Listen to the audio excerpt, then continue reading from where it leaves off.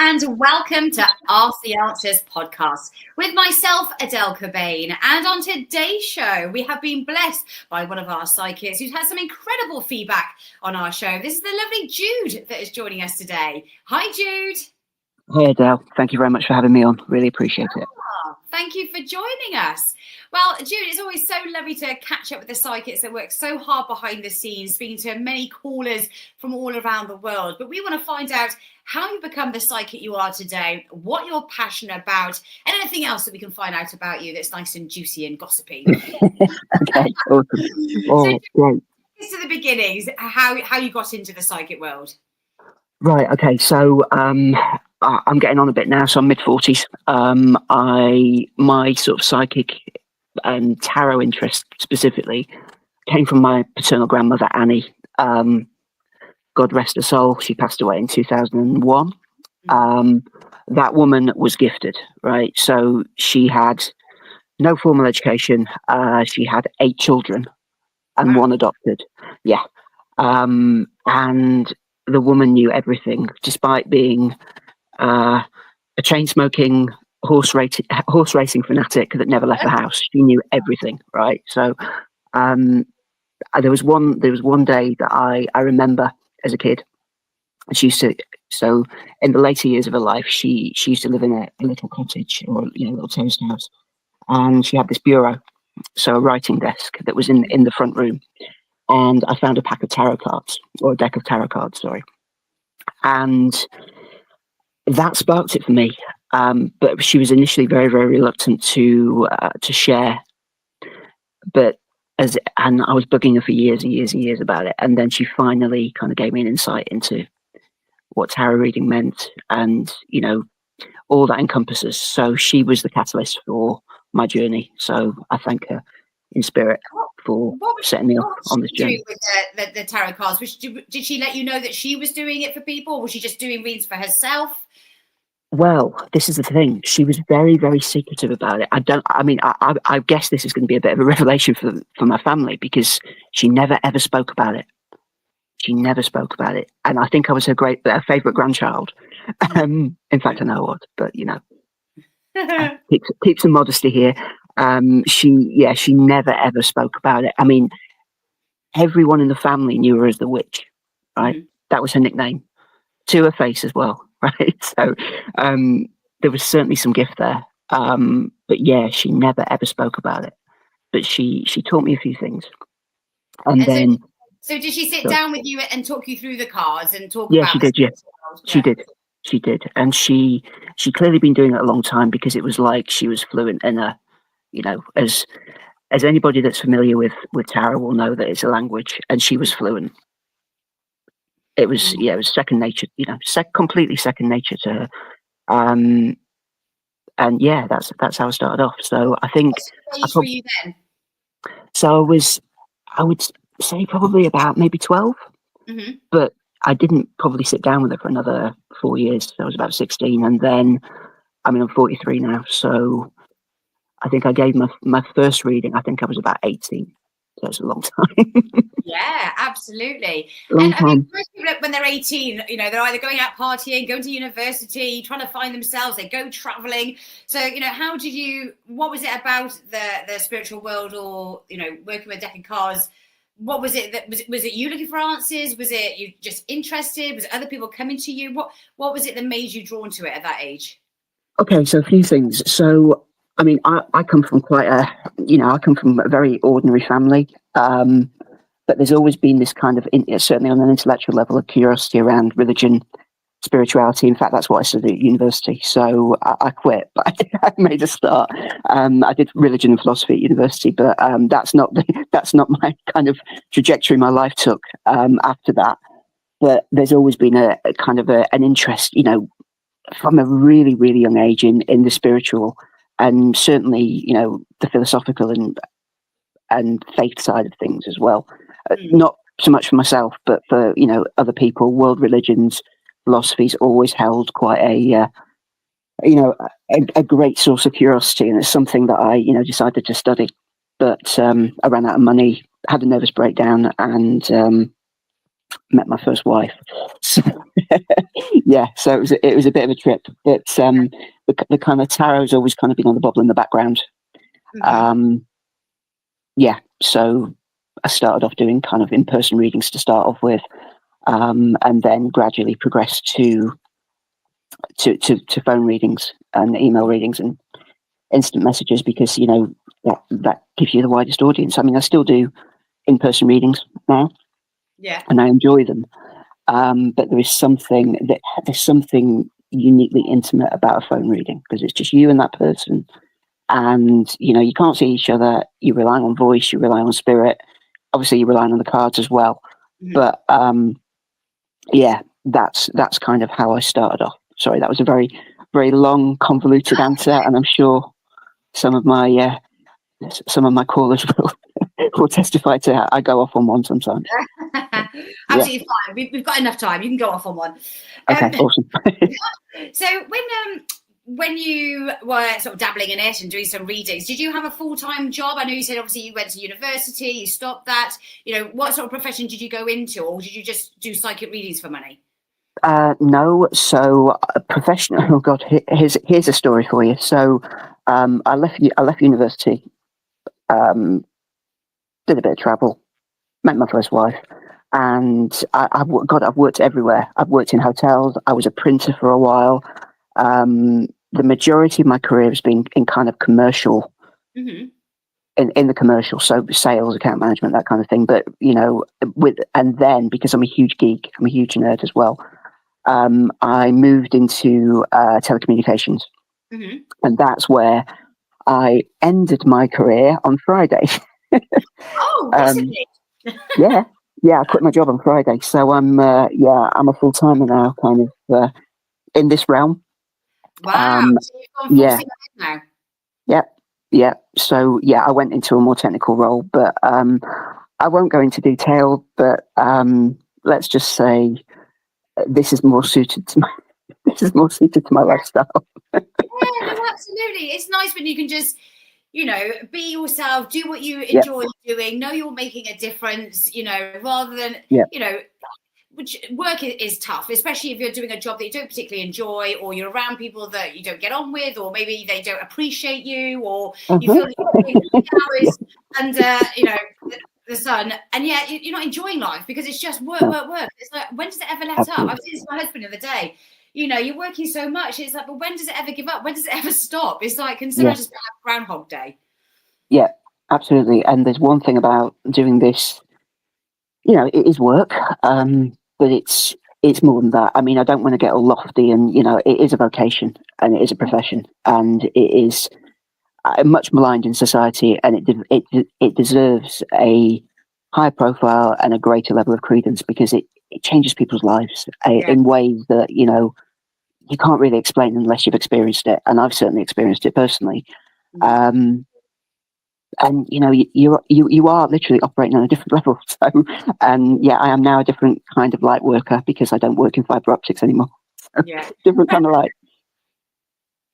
Yeah. So that's kind of where we are. But how do you feel the psychic world has helped you in your life? Has there been times when you've really sort of drawn upon the spiritual world, and it's got you over some traumatic times or challenging times in your life? Is there anything you can pinpoint? Yeah, so I mean, if this is not too much of a disclosure, I've always suffered with anxiety and depression all of my life, right? So knowing that there's a higher power out there, I mean, call it what you want, universe, God, whatever you want, right? It doesn't really matter to me. And I'm always respectful of other people's faith. Always. It's a golden rule for me. However, drawing on that as personally has got me over some huge road bumps in my life. Psychological difficulties, bad relationships, a lack of confidence, which I still struggle with. I mean, I think I'm a reasonably intelligent, eloquent speaker, but I'm shaking. I'm doing this on my phone and my hand's shaking. Full disclosure there. But knowing that there's something that you can tap into that is inexplicable, yet it's there, and that's a great source of comfort for me. And the way that I work is, I use the cards as a conduit for that. Mm-hmm. And it's hugely comforting. You know, when I do readings for myself, I think, okay, this has given me an insight into something that I probably wouldn't have picked up on otherwise. Mm-hmm. So, sorry, stating the obvious there, but No. it does. It's great, and Absolutely. It really does ground you, you know, whether you're facing challenges or not, even just for your everyday person, it can really ground you, you know, having psychic readings and being just more aware, acknowledging things, seeing how you make things better for your situations. You know, I've said this numerous times to psychics on the podcast or, you know, in just passing, but you know, I don't see any negatives to a reading apart from maybe saying things that people don't want to hear. But that's not negative. It's just what people need to hear. And, you know, seeing what your options are, seeing this from different perspectives, being empowered. I mean, what's there not to like about a reading? I wholeheartedly agree with you, Adele. And that, you know, when people, you know, I'm sure that when people call, they're nervous, right? But I think as long as you go into it with an open mind, always remember you've got free will. You know, that's the other thing that I always stress. You know, people shouldn't be scared of this. It is empowering and it's grounding, and by God, it's humbling as well. For me, you know, certainly as a reader, you know, things come up and I'm like, where the hell? How the hell? You know, and then, you know, a caller will give you some feedback, and you know, you'll reach this aha moment of like, yeah, that's what's going on, right? You know, it never fails to humble me. Every single day I do a reading, you know, every single day I log into the system, speak to lovely callers, you know, every day it humbles me, and that keeps me grounded as well. So, you know, what more can I say on that? It's wonderful. No, it's so good. And, you know, even when, you know, I have a podcast with a psychic, there's always something that I'll end up taking away and just talking to somebody in my everyday life or in my work situation that I will share knowledge of what I've learned that day. And then it's something that's very relatable to somebody else where they go, oh my God, it's like you really know me or you're in sync with me. And it's just because of making them aware of what that energy might be around at the moment that's making them feel, you know, a particular way. And then it just makes people just go, oh, I'm not alone. Like, somebody does get me, somebody does understand me, or at least I know it's just for a period of time and things are going to change, or just to sit with it for now, or not to overreact or get overwhelmed by things. I think the more you talk, communicate, you know, the better for people getting that understanding. I agree. And the other thing is as well is, well, two things. You're kind of bringing the universe, you know, the universe is like the third person in the conversation. And, you know, sometimes it's active, sometimes it's passive, but it's there. And it acts as its own facilitator, you know, and also the second thing I want to kind of draw on as well is that you're tapping into a common kind of bank of knowledge as well, and drawing from that together. You know, and that's a great leveler as well, because, you know, the other thing that I quite often say on when I'm speaking to someone, a caller, is that, you know, this is a collaborative effort. It's not just me saying, oh, you know, this is the Ace of Cups, you know, and it's not like that. That's not my style. And, you know, if that works for another reader, that's cool. But it is very much a conversation with a third party involved, which is the universe. Yeah, it's not a third party because we're all part of it. Yeah. And you openly, you know, mentioned there that you have struggled with anxiety and depression over the years, and, you know, obviously being a psychic, you have to be you know, pretty confident in the ability you have. But I imagine being a psychic also makes you extra sensitive. So, you know, obviously for a lot of people that might be listening to this, because so many people suffer with anxiety and depression, and lots of people just don't understand it. People might often say, get on with it. What have you got to moan about? Sort yourselves out. I mean, just talk us a bit about through that. You know, how have you been able to control it? Is it still ongoing? Is it up and down? Is it certain things that trigger that? I mean, for you, like, how have you battled through that yourself with the psychic work as well? Yeah. So the psychic work is something that grounds me. I tend to manage it with being outdoors a lot. I'm really lucky. I live really, really close to the sea. So I'm outdoors a lot. Obviously, making the transition to this kind of work full time gives me more flexibility. And that is actually one of the motivators for doing it. I've worked in lots of different organisations over the years, and work's always been kind of a bit of a trigger for me. Mm-hmm. Kind of, not feeling good enough, because I'm probably not kind of I'm not a typical macho man. I'm quite feminine. Mm-hmm. And that's always been a source of insecurity as well. Something I always talk about, something that comes up in readings quite a lot as well. People say, "Oh, you're so gentle and so warm," and all this kind of stuff. And it's lovely to hear. And that's a heartfelt appreciation to the people that I speak to that say that to me. Mm-hmm. But in a corporate environment, it's not so well received, Right. and it's always been a source of anxiety for me. Mm-hmm. Whereas I can really truly be myself here. Yeah. So that's how I manage it, by being in alignment with what is true and feels right for me. I know not everybody. And have you come across that in your life, for being feminine and being in touch with your feelings? Has somebody or a situation made you feel like that, or is that you overthinking that people are thinking like that? Oh God, no! It's been said. It's been said lots, and and I realise that not everybody has the luxury of going, "Oh well, I'm going to read tarot professionally for however long this journey kind of affords me." But yeah, I mean, I am a massive overthinker, no doubt about it.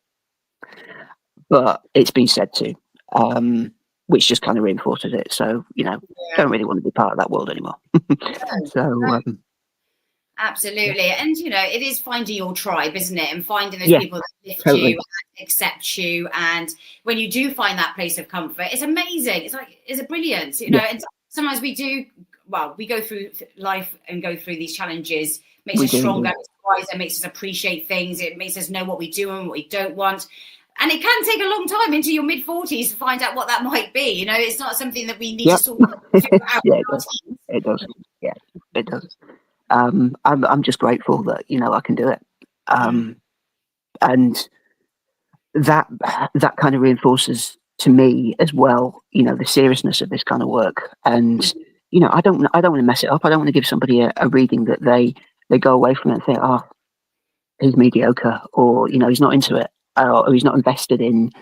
And believe me, it's not financial. It's an ethical kind of drive for me, that it's I want to give the best reading that I possibly can. And obviously everybody has off days, but I want to be consistent, and I want to deliver on giving my caller the best experience that they possibly can, and some clarity, and some to take away something that's meaningful. Well, I think you're definitely doing that. I mean, just looking at some of the reviews here, it says Jude is absolutely amazing, very talented, a powerful earthly being. He is very warm. He's a true credit to Ask the Answer. You've got Jude's an excellent reader. He lays his cards and gives answers in full detail. He will tune into your point of interest, thoughts, intentions. So, yeah, I mean, you are connecting with people. They're appreciating you, and that in itself is, for you, is that reassurance that you're doing the right thing. You're doing, it's always nice. It's not. I mean, yes, it's good for your ego. Don't get me wrong, but it's just nice to know, even in my line of work, that someone appreciates you and you're doing a good job and you're making a difference. Absolutely. And I'm, and I mean this. I'm humbled by those reviews, because every time I see a new one, I do get emotional. And yeah, that tells me that what I'm doing is the right path as well. I've only been with Ask the Answer for, I think it was the end of March, beginning of April, and yeah, that's absolutely incredible feedback. And I can't thank people enough for taking their time, to do that. So tell us a little bit about how you are working as a psychic. Some people work with astrology and mediumship and crystals, cards. Some people don't even use any tools. It's just a direct channel. So just explain and tell us a little bit about how that works for you. Sure. Okay. So I have familiarity with different tarot spreads and stuff like that, but I don't tend to use crystals. There might be a candle or a bit of incense burning in the background, just to keep me just to keep me dialed in. I tend to just use. I'm quite traditional. I use the Rider-Waite Smith deck, and generally what I do is I tend to start off by establishing a baseline of energy with 5 cards. And then that kind of gives me that initial insight into the caller's question, or, you know, what they want to delve into. If it's just, well, I don't like to term it as a cold reading, but if somebody says, you know, just give me a reading, then that will kind of establish a baseline. And then we just have a conversation. It's very simple. I admire any reader that can kind of sit down and kind of have a more structured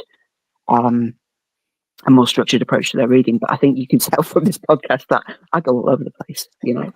And that's like anything in life, isn't it? Some people just like that, you know, very structured, lots of, you know, different ways of working. And some people just like to be a bit more natural and a bit more organic. I'm like that in my fitness classes. You know, sometimes I'm more best if I just don't plan and just go for it and just, you know, see what comes through. It, because it naturally comes through and it's not staged. Do you know what I mean? It's very organic. Yeah, absolutely. So that's kind of what I do. And then what I'll do after that, you know, initial 5 cards is kind of narrow the point of focus, but always be led by the caller. I never push, you know. I always make sure that person feels safe, because I'd be absolutely mortified if they didn't. You know, I'll always, you know, preface a question with, please don't feel obliged to answer this. You know, I always want to be ethical and caring and warm when I'm giving a reading. And honest as well. You know, if I don't, sorry, that's my doorbell going, but it's cool. If you know, if somebody doesn't feel comfortable, or if they want more detail, you know, I'm guided by them. This is, you know, I like to think it's not. I'm a facilitator. I'm not actually the person doing the reading. You know, almost. They're doing the work themselves. I'm just the facilitator. But and does it still shock you? Does it still surprise you when you do bring through something and they go, yes, that's right, or yes, I know that person, or yes, that's just happened to me? You know, does it still shock you? Yeah, every day. Every day it does, and I'm glad it does, because I never want to get complacent. You know, I mean, that tells me that, again, I'm going in the right direction. That I'm still shocked, and, you know, I'm not jaded. You know, I'm not blunted by, you know, I've probably given hundreds, if not thousands, of readings over the years, and, you know, to this day, to this hour, you know, I'm still shocked and surprised, and that's a good thing as far as I'm concerned. Yeah, no, absolutely. And do you start building up a rapport with people? Do you have regular callers, or are they? Yeah, I do. I mean, I won't name them, obviously, for confidentiality purposes, but there is a significant cluster of repeat callers, and, you know, that's humbling, because, you know, you build that rapport, you establish trust. And trust is everything. You know, if I would be absolutely mortified if I broke somebody's trust. And it's like going to a personal trainer or going for a massage, isn't it? Or going to your favorite hairdressers. You start not me. Maybe not yourself or your profile picture. You know what I mean? You start building that rapport and that trust. You know, you find that favorite person, that person you connect with, on that energy, and you want to keep going back to them. Absolutely, and, you know, that is very special. And it's not something I take lightly. That is very, very special. And you mentioned there, you know, and it's something that reminded me of, you know, when people get like stage fright. You have these singers that are amazing what they do, but will still suffer from anxiety or panic attacks before they go on stage. But yet then when they're on stage with their mic and they're singing, they you know, they become this different person. And imagine, from what you're telling me a little bit, when you come and do your psychic work, you have that confidence that comes through. You might be a little bit panicky or anxious beforehand, not knowing what to expect. As soon as you connect and link in, is it that same sort of thing that I'm totally. I mean, I'm no Adele, sorry, unfortunate choice of singer there, but I'm no Adele or Elton John, but I still get absolute, I get nervous every single time I log on. Every single time. And again, that tells me you know, those nerves are good, because that tells me that I care. Yeah, absolutely. And do you think, because of you know, your own challenges that you face, do you think for you phone readings and easier, I don't know if that's the right word, but do you find more comfort doing it over the phones than maybe face to face or doing stage work? Or would that still be something that actually you might get a little bit nervous of, but you would maybe go for that, doing that sort of thing? Yeah, I mean, I've never done stage work. I'm extremely shy, Hmm.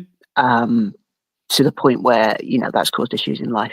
Hmm. The, I love doing one-on-one face-to-face readings because it's a different kind of intimacy from the phone because you can read somebody's body language, you can see face-to-face, you can see the effect that what you're saying to that person, Hmm. how it's affecting them, and that's a feedback loop. Yeah. Whereas, um, sorry, again, I'm going off on one.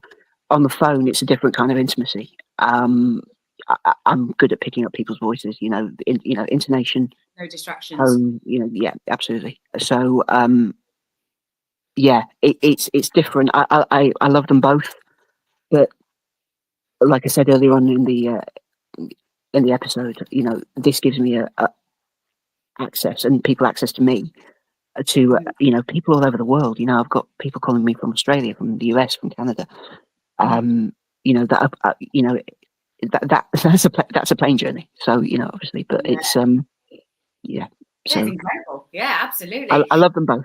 I love them both, but it's a different kind of energy. And do you get a lot of mediumship that comes through on your phone readings, or do you tend to do more just everyday life and future readings?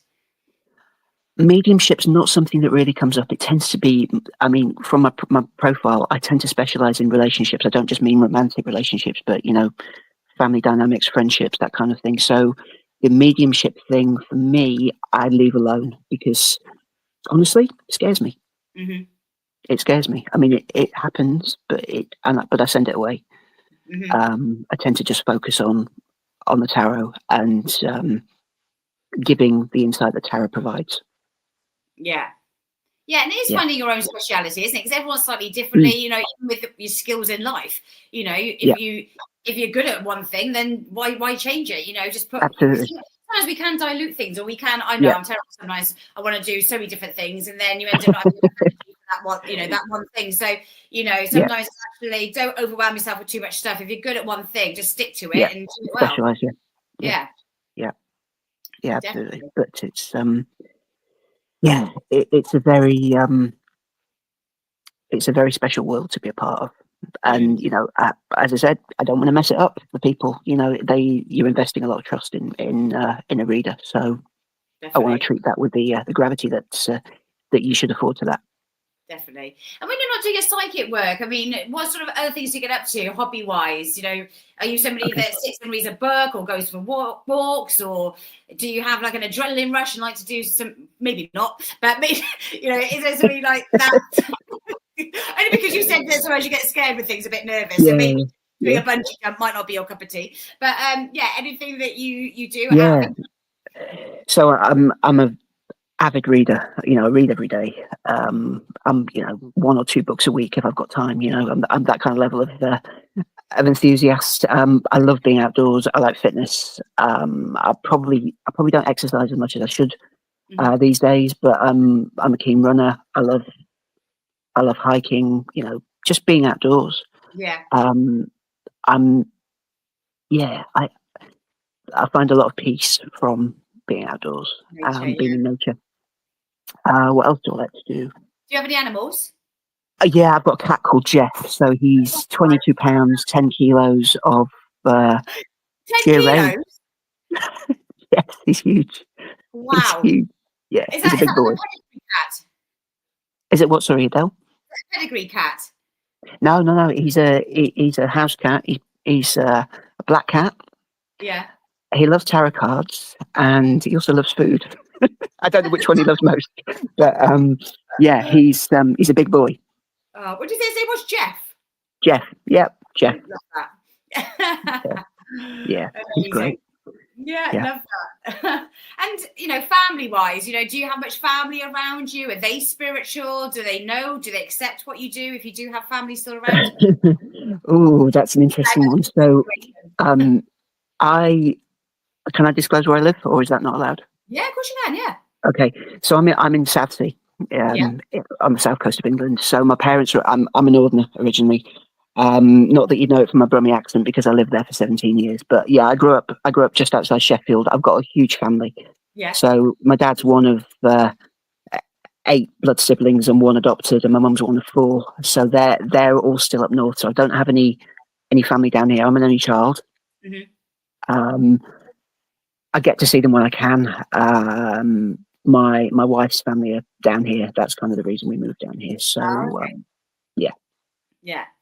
But I And love you mentioned you had an ex-wife. Are you like Henry VIII? Have you had about 8 wives, or is no, just one ex-wife was enough. Thank you very much. No, I wish her well, but yeah, no contact. But yeah, I wish her well. I'll leave it at that. Enough said. Brilliant. And your wife, does your wife like what you do? Is she spiritual herself? Yeah, she. I mean, she's kind of she works a conventional job, kind of senior level role in, and I won't disclose the organisation, but it's a reasonably prestigious organisation. Yeah. She's recently, I think, because I'm doing tarot more, she's learning. I'm teaching her with.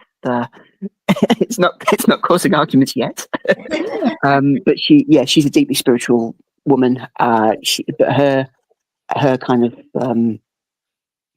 path is kind of yoga, that kind of Eastern philosophy, which I'm terrible at yoga, but I do love the philosophical side of it. I've not got the balance for it. I just fall over. Yeah, And she laughs. That's nice connection you got going on there. Yeah. Oh, brilliant. And for you, moving forward now, like you said, you just left a job to go into this full steam ahead. Yeah. What more do you want?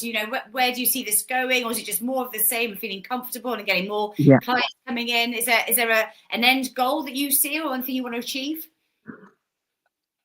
Honestly, Adele, it's really, really, really simple. I just want to be the best reader I can for my callers, for my clients. That's it. It's as simple as that.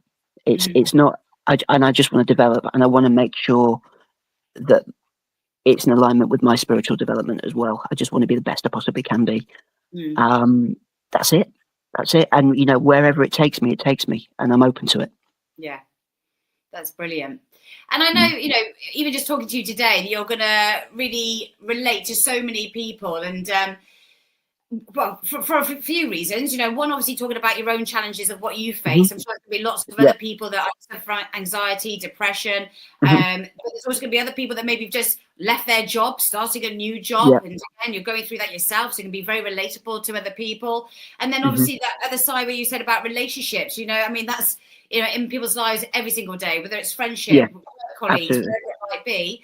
And so there's going to be plenty of people that I know listening to this that are going to feel that connection with you today. If they haven't spoken to you on the phone lines, what advice or guidance would you give to somebody that's listening to this and thinking, I might have a reading, but is it going to be beneficial for me? Or maybe they're a little bit nervous. What would you say? Sure. Okay. So I'm not going to say don't be nervous, because that's entirely natural. Like I said previously, that means it matters, right? Just coming in with open mind, we have a conversation. That's it. And I can assure you 100% that you'll feel safe, because if you don't, I'm doing something wrong and I shouldn't be on this line. So just come in with an open mind. That's all I ask. That's it. Again, I'm probably being quite reductive there and oversimplifying it and all that business, but just come in with an open mind and we work together. It's collaborative. That old saying of KISS, keep it simple, stupid. Yeah, that's what you should live by. Well, Jude, it's been so lovely catching up with you today. And I said the feedback is amazing that we're seeing about you. You're doing a great job. I wish you all the luck, obviously going full steam ahead now, jumping ship and doing what you love doing and being able to share more of your time with the people that are listening, the podcast, and from people from all around the world that can access you. Your PIN number is 700612 if they want to connect with you on the phone lines. Is that right? That's correct. Yes, it is. Yeah. Amazing. Yeah. Jude, thank you so much. Love to you and your family. Thank you for joining us today. We wish you all the best for the future. Cheers, Adele. I really appreciate it. And thanks for the opportunity today. I really do appreciate it. Take care. Right. Take care. Bye-bye. Bye.